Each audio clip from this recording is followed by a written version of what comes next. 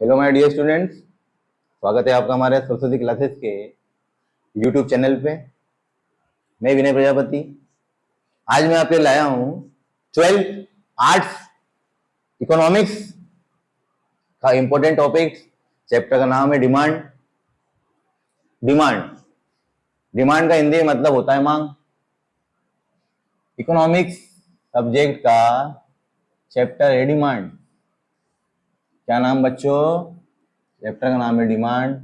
Subject है हमारा economics. Last economics में मैंने 11th क्लास का वीडियो में मोड निकालना सिखाया था। आज मैं 12th के आर्ट्स का, चाहे कॉमर्स का हो चाहे वो आर्ट्स का बच्चा हो, आर्ट्स में जो दोनों इकोनॉमिक्स है, जो कॉमर्स इकोनॉमिक्स है, वो दोनों सेम है।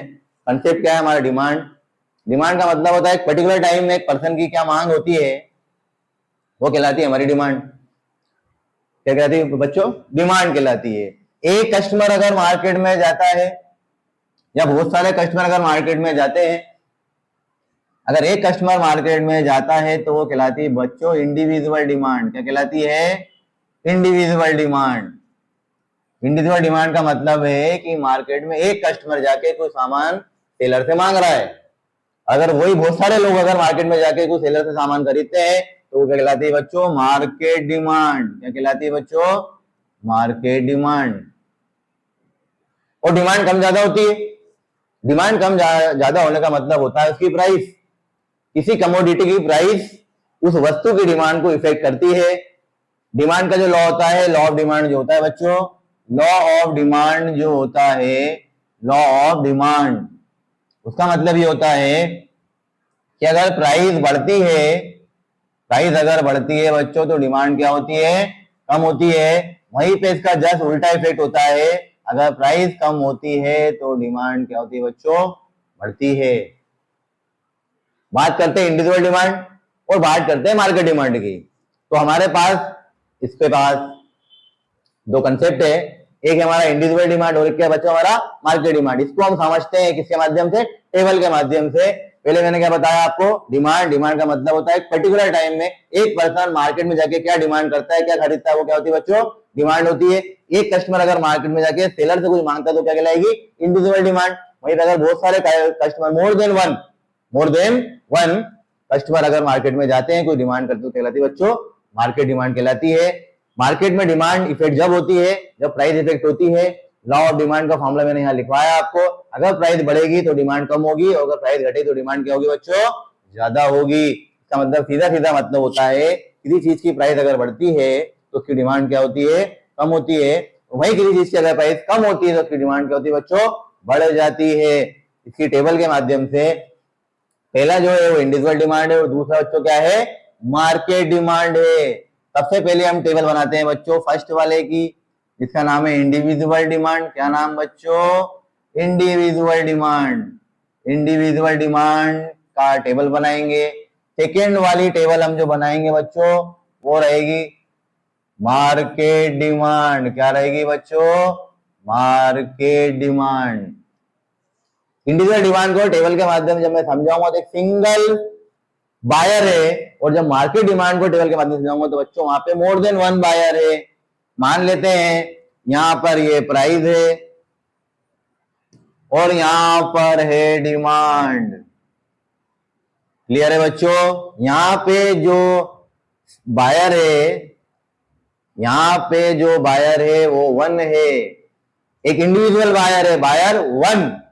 और जब मार्केट डिमांड बनाएंगे बच्चों तो यहाँ पे बायर हो जाएंगे मोर देन वन। क्या कहलाएगी ये? Market demand. जब मार्केट में एक कस्टमर जाता है बच्चों क्या कहलाती है? Individual demand. और जब मार्केट में बहुत सारे कस्टमर होते हैं क्या कहलाती है बच्चों? Market demand. Buyer one, more than one. Clear बच्चों? टेबल के माध्यम समझा रहा हूं। जो बायर है, एक सिंगल बायर है, एक जो सिंगल बायर है, जब प्राइस मान लेते हैं बच्चों, जब किसी चीज की प्राइस मान लेते हैं कितने रुपए है? 2 रुपए। जब प्राइस मान लेते हैं अगर 2 रुपए है, जब अगर मान लेते हैं प्राइस की कितनी है? 2 रुपए।